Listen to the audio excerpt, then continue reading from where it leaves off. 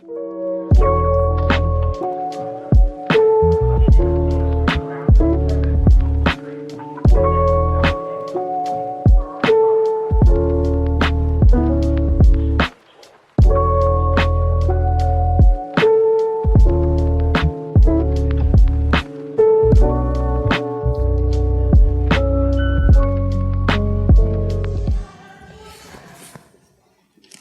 good evening, everyone.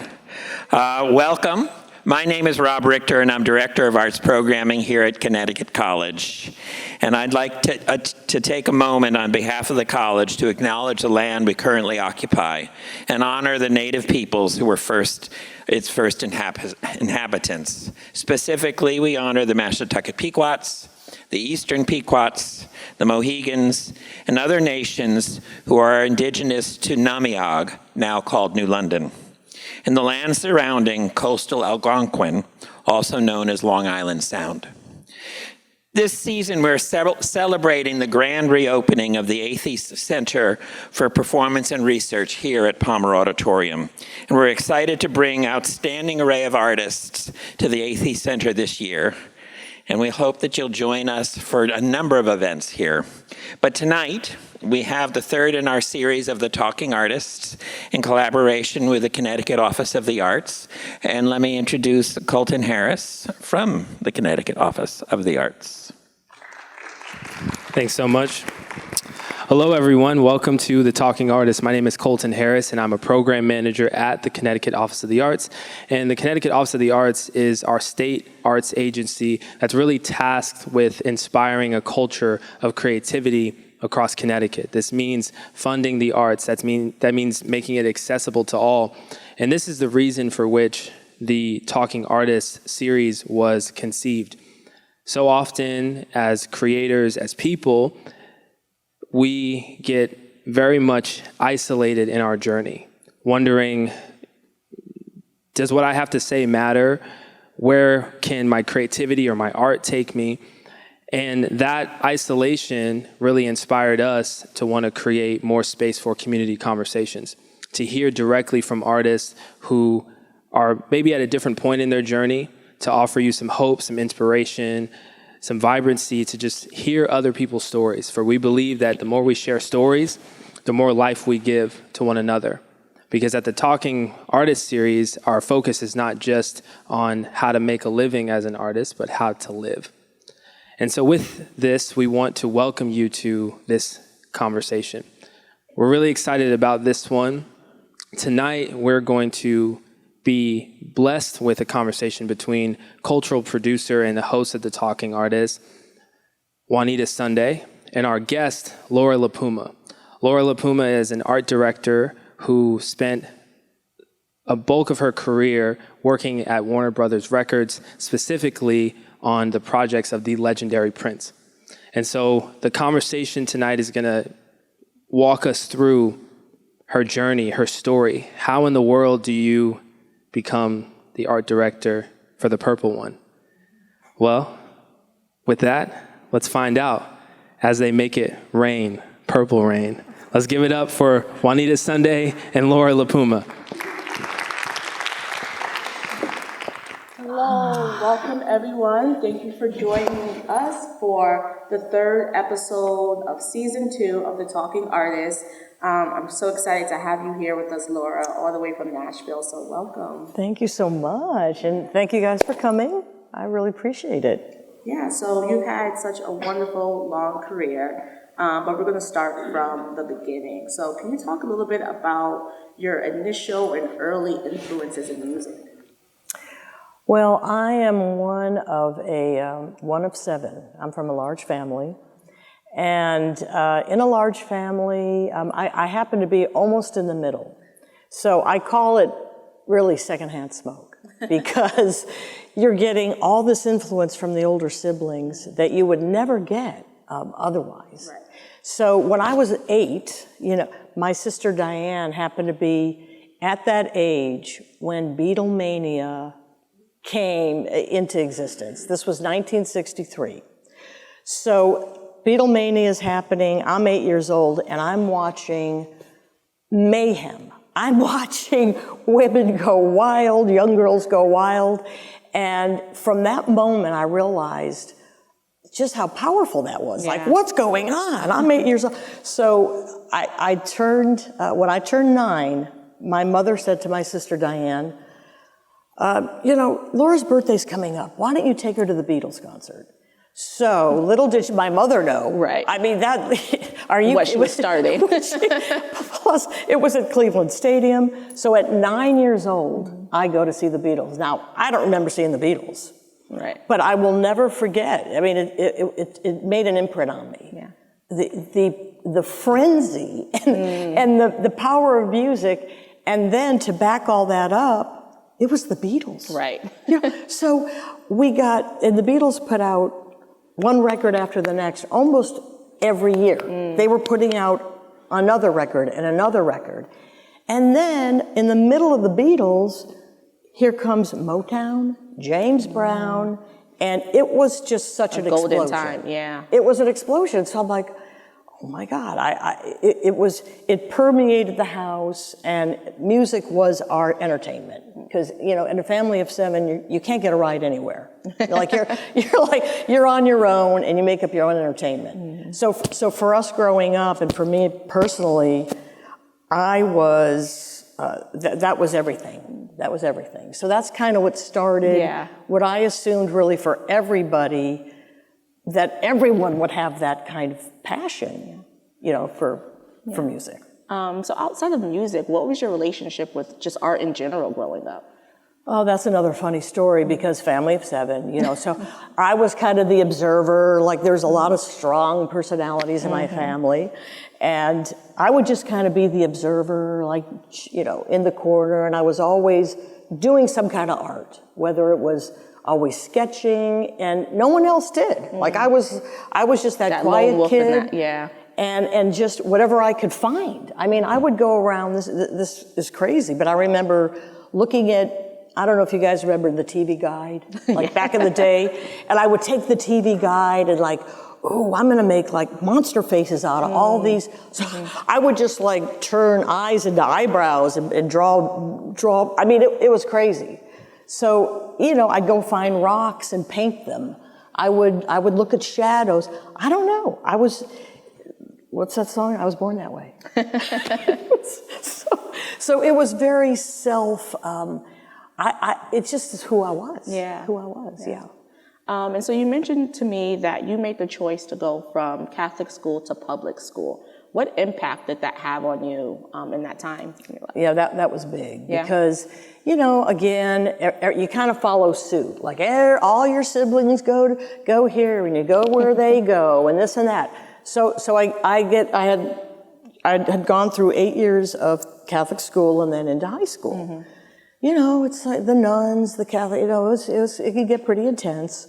So when I'm in high school, I'm a freshman, and it suddenly got worse because it was a different order of nuns, and they were even more unhappy than the nuns I had in the grade school. So I remember I had a moment. So it was towards the end of freshman year, and we were changing classes, and there was a stairwell that kind of, I don't know where it led to, but me being curious, I go up the stairwell, and it was like a locked door. It's like, okay, it's a locked door. And I turn around to go back down, and everyone's changing classes, and they just look so miserable. They just look like zombies, like, oh, we have to go off to this other class. And I thought, you know what? I'm out of here. Right. I'm out of here. So it was a moment. It was a freshman year. Wow. So I got home, and my parents they were cool people. They weren't like, no, you have to stay in Catholic school. So they let me switch to the high school, the public high school. I'm from Cleveland, and this high school was huge. Massive, It was massive, like 3,000 kids. Wow. And it was the first time that I was so jolted into a different reality. There was so much freedom. Kids were able to just be themselves. Even to just wear clothes. Like, I could wear jeans, and I wore a uniform for 9 years. And the most important impact was the art program there. Right. Because they were 2 art teachers. They were incredible. You know, they taught at the Cleveland Institute of Art, they taught at Cleveland Heights, and I was like, oh my God, we don't have to spend 3 months on a boring still life? Because that's like, that was art school at, you know, at the Catholic schools. Like, you know, it was the same still life, I'm not kidding, for about 3 months. So that was an eye-opener. Wow. So fund art in public schools, if y'all didn't get that lesson. Oh, absolutely. It really was it was a moment. Wow. So again, going into college, you again broke tradition. Yes, I did. With that. So talk about that a little bit. Okay, so everyone went to OSU, Ohio State University. It's like, everyone's going to go. So I went to visit my sister there a few times, and I felt so disconnected. It was so big and so much cement. I just thought, well, I guess, is this where I'm going to go? Mm-hmm. And then a good friend of mine's brother was going to Ohio University in Southern Ohio, and I tagged along. Mm-hmm.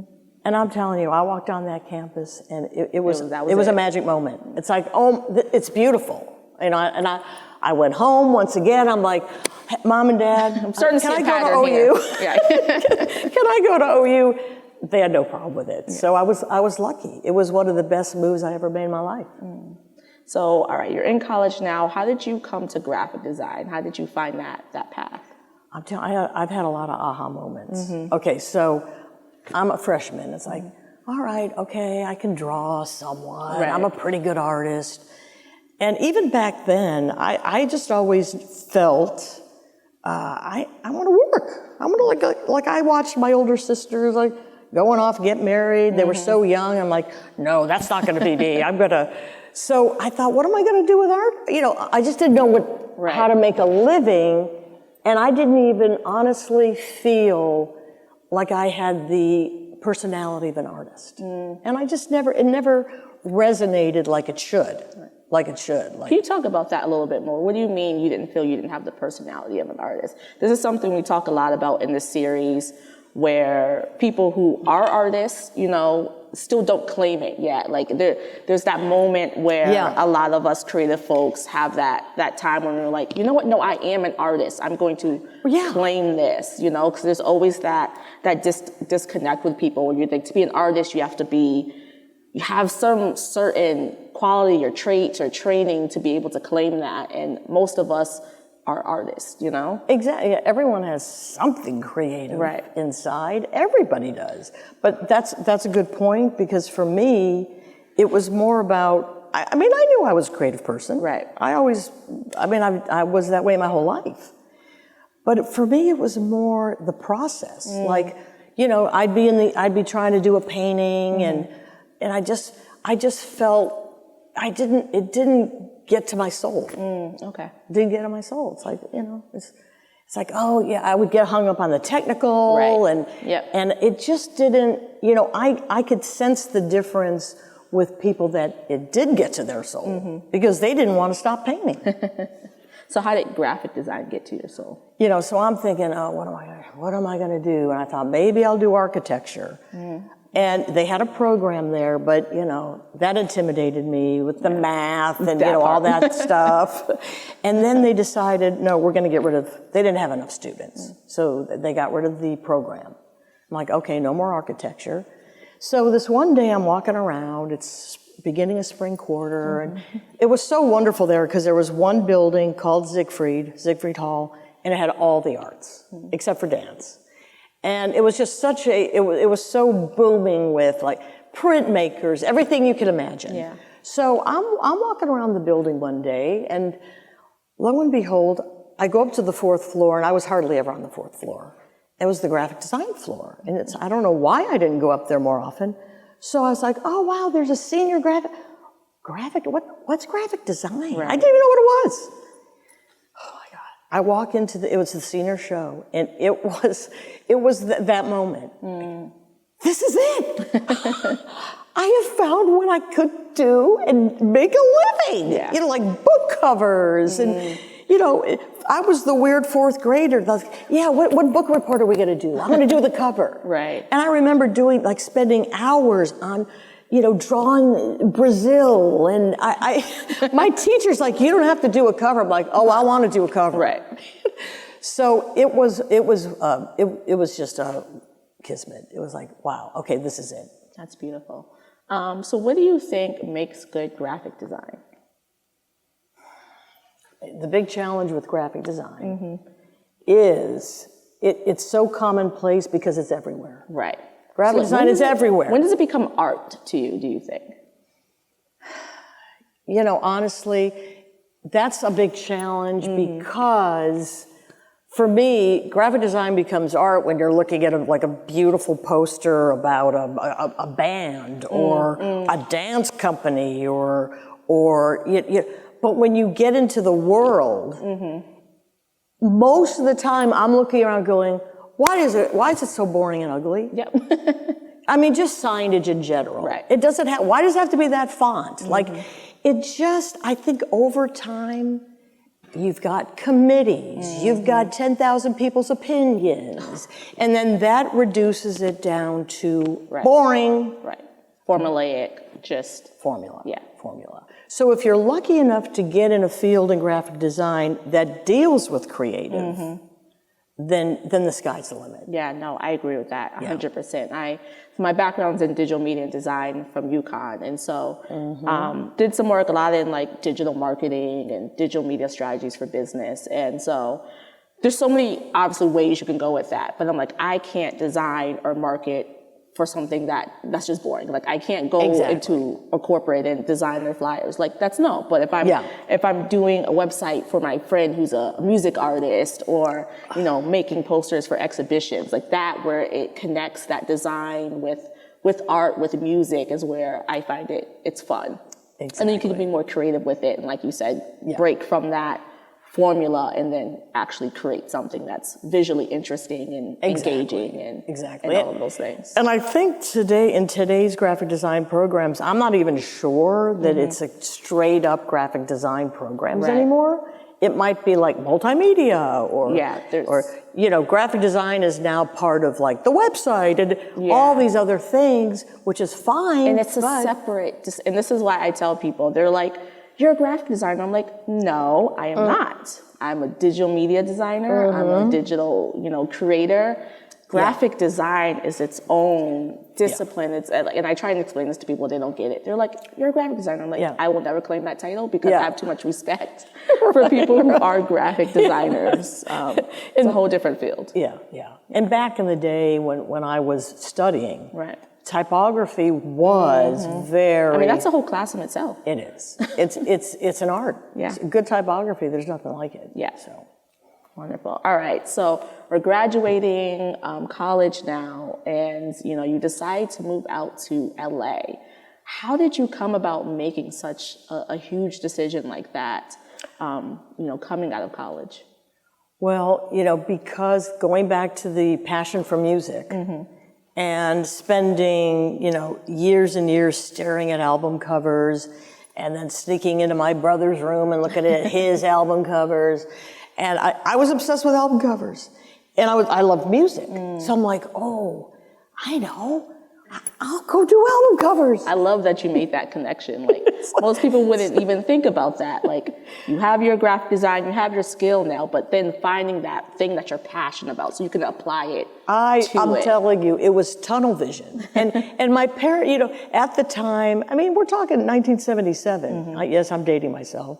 But so they're thinking, well, of course, daughter of ours, you're going to graduate and you're going to come back to Cleveland and there's plenty of work here. And I'm like, Mom and Dad, like, here I go again. I'm like, they didn't learn their lesson. It's like, I don't think there's much happening here in Cleveland, Ohio, for me as a graphic designer.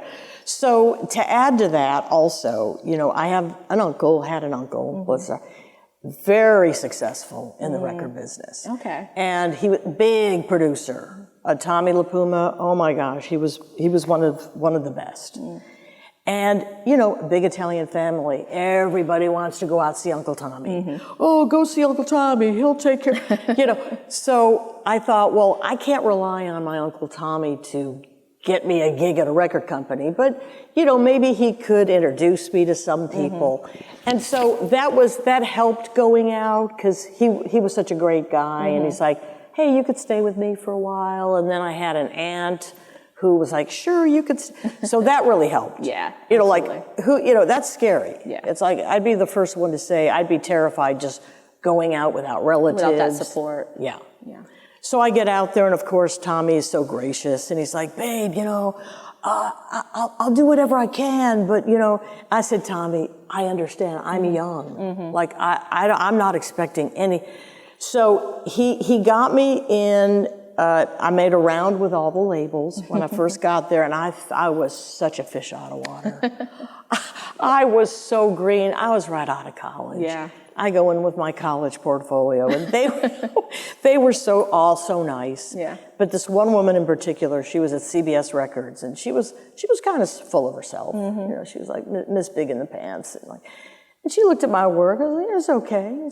She goes, honey, you know, come back after, like, you know, you need to get out there, get some experience. You know, she was almost like, what are you doing here? Right. You know, come back when you've got some time under your belt. You know. And I thought, okay, I get it. And I was grateful that he got me in, but it was a little embarrassing. Yeah. It's like, you know, too green to be going to record companies. So, you know, what do? You hit the streets. Right. And you start doing anything you can. And I'll tell you what, it's tough, because you're going to do stuff you couldn't believe you would do. Right. Like, I have to lay out these coupons that wind up in a newspaper. Oh, well, you know, whatever pays the rent. Yeah, so what were some other, as you're building that time, building that skill, what were some moments that pop out to you that really helped you to later in your career, those moments when you were doing those freelance jobs? Was there anything that really stuck out to you that you're like, I'm glad I had that experience because, you know, it came in handy later, or something that you learned along that way as you were building those skills out there in LA? I was lucky in that, you know, because you know, all artists and creative types, you know, we're insecure beings, but we also have to have confidence. Yeah. You got to have both. Right. You got to have both. So I was lucky in that in the freelance experience, I didn't have to do that much hard time, because I found a guy who ran a publishing company for books. And I quickly, and at a very young age, got in as his book designer. Oh, wonderful. So that kind of kept me away from doing coupons and feeling really sorry for myself. Or back in the day, they called it production, because there were no computers. Right. So you'd be lit physically, like cutting out, you know, spray gluing, and it was called production. Yeah. So, you know, luckily things got going for me pretty quickly, and in a creative sense. Cool. So let's talk about the cold call.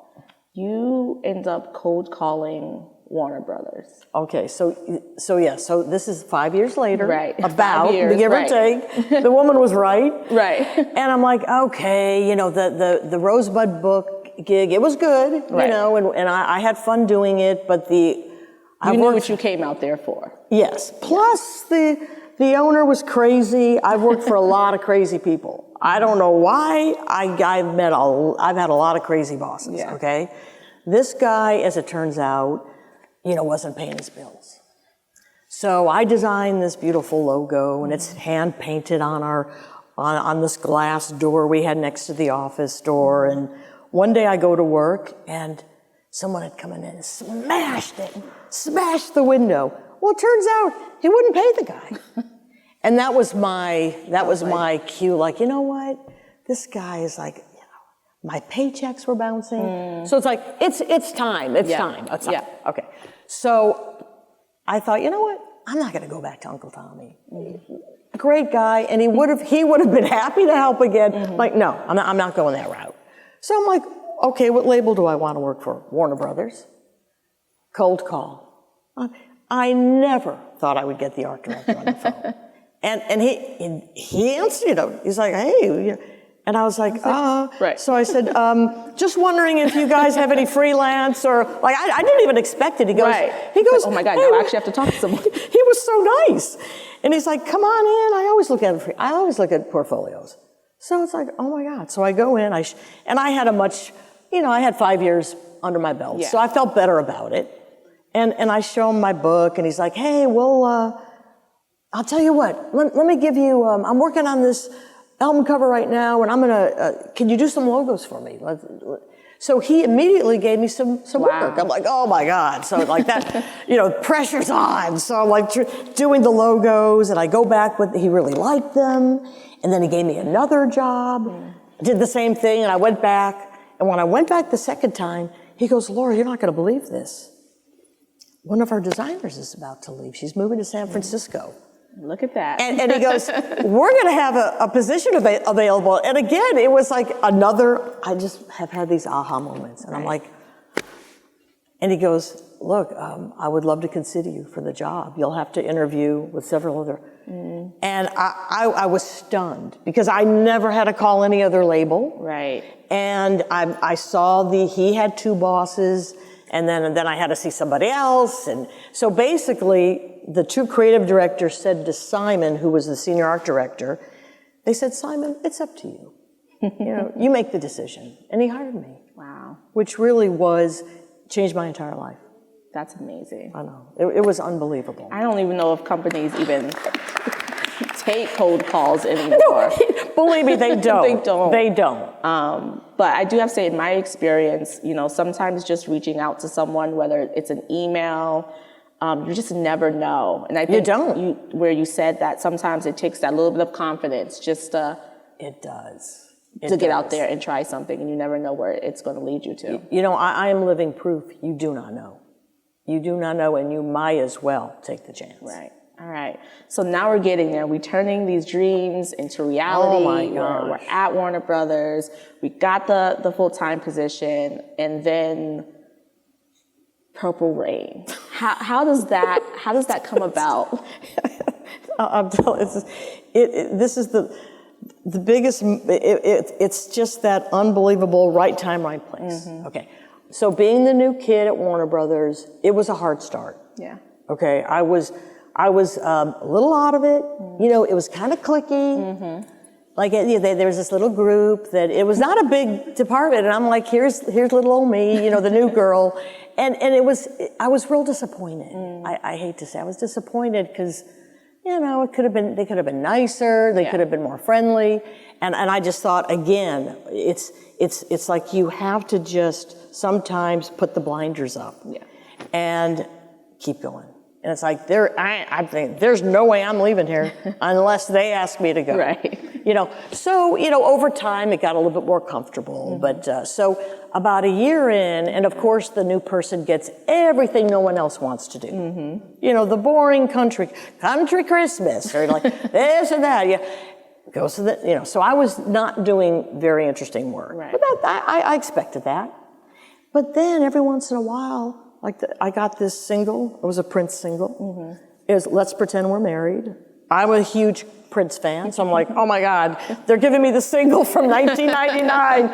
I was so excited. And it was a supplied photo, so there was no and then just picking out a font. But I was doing something for Prince. I was thrilled. So I just thought, okay, we're moving in the right direction here. But it's going to take a while. So one day, one fateful day, everyone goes to lunch, and I must have been on a deadline, so I'm the only one left, and I'm just doing my work, and my boss, one of the creative directors, not Simon, but he comes running into the art room. He's looking around like he's terrified because he just sees me. Right. And he's like, "Where is everyone?" I was like, "They all went to lunch." Oh my God. And he goes, "Oh my God!" And I could tell he was bummed. Yeah. He's like, "Laura, well, we're gonna have to." This is a TV episode right here. Everyone's at lunch, and you're just left with the new girl. This is a true story. I swear to God.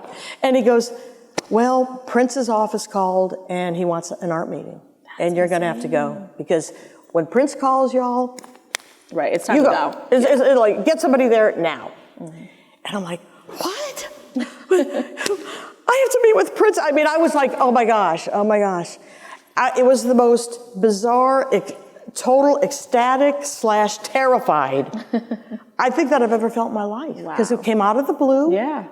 And I was like, oh my God, this is, okay, Laura, just take it. And okay, so you're talking LA, traffic. And so it's like all of a sudden, you know, I have to get on the other side of town, and I'm trying to avoid freeway traffic, and it's like, you know, so I get to the sound stage in LA, like that's traumatic just to get point A to point B, and you're in a rush.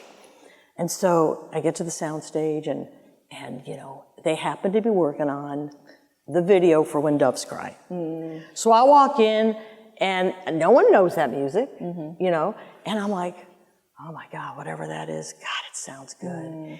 And then, you know, the music stops, and the manager walks out, who I didn't know. This guy, Steve Farnolli, walks out and he goes, hey, he goes, are you from Warner Brothers? I'm like, yeah. Yeah, I guess I'm here to see Prince. And he said, well, you know, we'll just wait and see. He's shooting a video right now, and just sit tight. So I wasn't really like in the room and watching the action, but I could hear what was going on.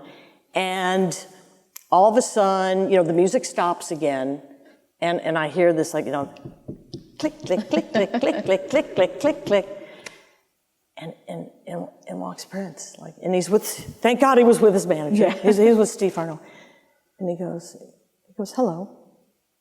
I'm like, hello. I'm trying to talk.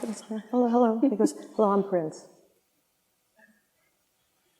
And I, in that moment, thought, okay. Is this happening? Okay, this just, oh my God. So it was very brief. It wasn't, he didn't sit down like Prince doesn't like, let's hang out. No. So he was very polite, and he never, ever talked over this volume, ever. So he said, thank you for coming. Thank you for doing my upcoming album cover, Purple Rain. And he left. That was it. That was the input. I'm like, what? You know, what am I supposed to do? What do you mean a movie Purple Rain? So the manager kind of rolls his eyes. He's like, well, you know, I thought he would give you more input right now, but you know, you just never know. But we'll be in touch with you. This is going to come out. It's a movie, and and I'm like, is the meeting over? Right. So that was my big first meeting. I go back, and my boss like, so what's it going to do? Then he wanted to hear all about it. I'm Purple like, not much. I mean, I didn't get. So that was the beginning of, that started a 5-year relationship with Prince, which to this day is, I look back and it just seems like a dream. Yeah. Seems like a dream. Sounds like it. So what was the relationship like with artists as you're working on their different projects? How involved are they? I know you told me a little story in the back about, you know, some of Prince's interactions. So what's the typical relationship like when you're working with artists and doing their covers and things like that? Well, the interesting thing is, like, Prince is in a category of his own. Yeah, that's a whole. You know, like, so in other words, that's Prince, a whole thing. Prince never needed art direction. He was into fonts. Yeah. He knew. So he's kind of the exception, you know, to all that, because he always had visions. He always knew what he wanted. Right. And then eventually and gradually, he gave me a little bit more leeway. You know, like, I wish there was a cover in particular. It was for Parade. And there was this beautiful black and white photo of him, very stark. And when I got the photo, it was okay. It wasn't great. So I said, could I see the rest of this photo session? So when I saw the rest of it, there were better pictures. But I'd never said to Prince, like, hey man, you know, let's reconsider this cover. So, you know, I did some magic and made it happen, and he went for it. And it was like, it was a moment, because it was the first time that he was like, oh yeah, that is cooler. Right. And I was thrilled. But most artists that I worked with, a lot of them just really didn't have a specific visual vision. Right. They really didn't. And it really surprised me where a lot of it wasn't necessarily connected to the music per se. I mean, so unfortunately, even album covers got a little more like, we need to market that face, and we need a great portrait. And so the more I was in the record business doing covers, it did in a sense get less creative because marketing came in, and it was all about, we got to get that face out there. I guess that leads to one of my other questions about how the industry changed, over that, that 15-year span when you were at Warner Brothers. If you want to expand upon that more. Well, the first big change was the CD. Right. So suddenly they get this new format. It sounds a whole lot better. I'm no engineer, so I don't know about sound, but the industry was beside themselves. It's like, oh my God, we have a new format. Yeah. But imagine, what do you do? Record stores had the bins that fit 12-inch covers. And so I was there through that whole transition. It was bizarre because how could they display a little CD? Right. So we had to do 6x12 boxes, and they would put them in the bins side by side. And then really with all of that transitioning more and more, it just got less and less. Yeah. Our space just went here.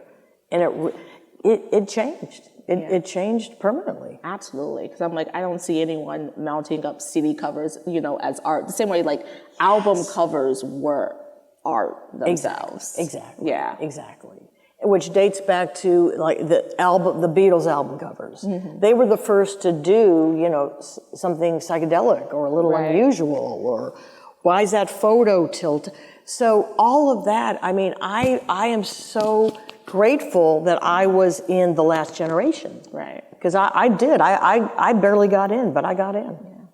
What was your favorite project to work on? Maybe outside of Prince. Are there any others that really stand out to you that you really enjoyed?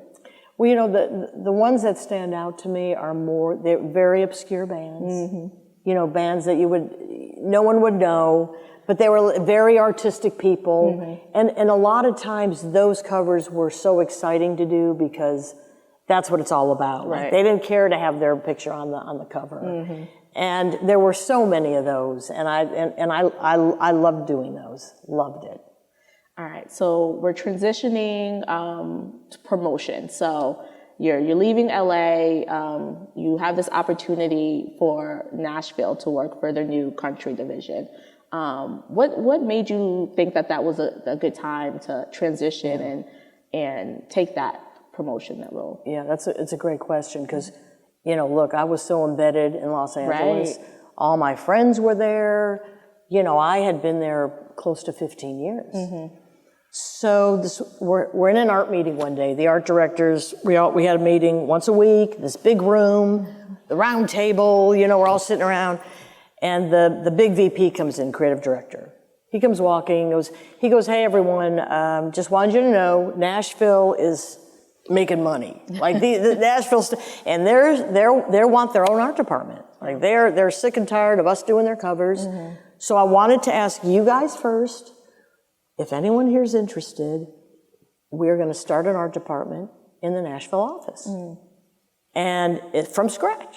So you'd be going out there, you'd be building up a department. So just think about it, we have to do this quickly. If anyone's interested, come see me, today or tomorrow. So he leaves and everyone's like, oh, who would go to Nashville? Right? Are you kidding me? We're all laughing, But before he leaves the room, he stops, he goes, oh, wait a second. He turns around, he goes, oh, and by the way, it'd be a VP status. You'd be a vice president. I'm like, oh. Well. Okay. So I go home that night, I'm like, I will never be a vice president here in Los Angeles. Right. And I had hit the glass ceiling. I knew the politics. I knew, and it wasn't like I was I want to be a VP. Right. I want to climb that ladder. I thought, I'm very happy where I'm at. Yeah. But there was something that clicked. When he said that, I thought, how often do these opportunities you're starting a whole new division. That's That's huge. Yeah, it was. And I thought, LA, as much as I was loving it, LA was very polluted at the time. The air quality, I'm not kidding you, you couldn't even see the mountains. They got it together because my daughter lives there now, and it's beautiful. I go out there, I'm like, Lena, you can see the San Gabriel Mountains. But so I was getting, a little burnt. Yeah. A little burnt out. And I went home and I thought, why not, Lord? Just do it. You're not attached. Go for it. And the next day I go in and I tell him, I'm like, I'm interested. And it happened fast. Wow. So that was a huge moment. Huge moment. Wow. So what was it like getting to Nashville and starting this whole new thing, this whole new scene here? I'll tell you, it was really weird because, you know when you're with your people, and I had my people in LA. Like I connected with these folks, Right. and I get to Nashville, and it was a very small office. The Good Old Boys Club was in gear. They were nice people, but I never fit in. Like the long and short of it is, I never got into the inner circle. Not that I wanted to, but they always thought like, oh, does a creative director really have to be a vice president? And it was, on one hand, I'm very happy I made that change. But it just, it wasn't like, oh, we're sweet, friendly Southern folk here, and no, it was strange. I was on my own. Yeah. So throughout your career, were there any mentors or individuals that you felt really, helped you along the way or provided that support where, without them, you may not have been able to make some decisions or momentum in your career? It was more for me, instead of a mentor figure, it was more like having these wonderful people give me opportunity. And honestly, to this day, that man, Simon Levy at Warner Brothers, who picked up the phone, Right. changed my life. Right. So it was more those than, Right. than a mentor situation. Although in college, my instructors at Ohio University, one in particular was definitely a mentor. And she was just a trip. She just loved typography. She'd be like with her cigarette, she'd be down like this, and she was such a character. And I was like, to this day, I think about Karen. So she really had a big influence. I love that. So opportunity is so important, and I think that's true for everyone. And I always think about that. If there's moments where I can, provide that opportunity for someone, because that can just be the thing that right. sparks something for someone. So That's right. And I've carried that with me. Right. I've tried to give back as much as I can, for sure. Absolutely. So where are you at now in your life? What's going on with Laura? Gee, that's well, a big new thing that's going on with me is I got to retire finally. I am so happy, y'all. And I had a job for a long time, and what was difficult for me in my career path was I was so, the record business was everything I wanted. Yeah. But when it suddenly went away, because it started to suffer, Warner Brothers was like, and they had to do a massive layoff. And creative services is always on the list, because you can whack that off of a bottom line and freelance it out. Right. So that was a very sad day. And then when I tried to get back out in the workforce, I had such an impressive collection of work, but it was very specific. Right. And there was always that, like, ooh, very impressive, but there was always that but. But you don't have agency experience. You don't have this, and so luckily, I had 2 little kids at the time, and I thought, you know what? Let me just have this wonderful moment and be with my children. So it was kind of a blessing in disguise, Right. because I got to put several years into not working, being with my kids, and boy, I can never get that back. I love that. Are there any, no, you're retired, but you're still an artist. Are there any projects, passion projects that are on your mind, or anything that you still want to do or pursue? Well, you know, it's funny. Thank you, Colton, wherever you are, because, you know, I think this is so fun to look back on your life when you get to be, you know, an elder, and you look back on your life and you're like, wow, you know, it's quite the collection of experience. So I would love to put together something like this and kind of, as they say, take it on the road, or, you know, try to get, like, I'm probably going to do one for Ohio University and talk to the students and just kind of give as much back to young people, like, hey guys, you know, we were all there in your shoes, and I'm here to tell you about my own process. Right. And hopefully it'll help you. Oh, that's what he was wearing when I met him. Oh, perfect. Quickly. So I'm excited about that.